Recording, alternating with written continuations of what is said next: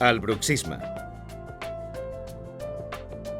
El bruxisme és l'acte compulsiu d'estrènyer o fregar les dents sense cap interès funcional. L'estrès i l'ansietat són sovint les causes més freqüents.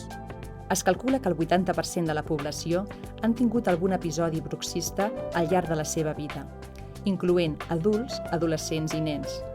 I és una conducta molt nociva per les dents, el periodonci i els músculs de la boca. Existeixen dos tipus de moviments bruxistes: l'estrenyiment i el fregament, sent aquest últim el més nociu. La manifestació més comuna del bruxisme és el desgast de les dents.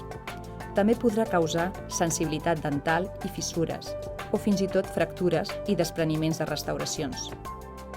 A més, pot produir la pèrdua d'ancoratge de les dents.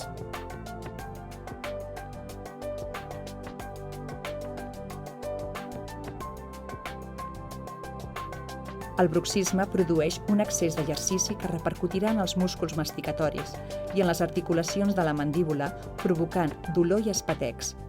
Fins i tot pot aparèixer dolor d'oïda, mal de caps i altres problemes greus.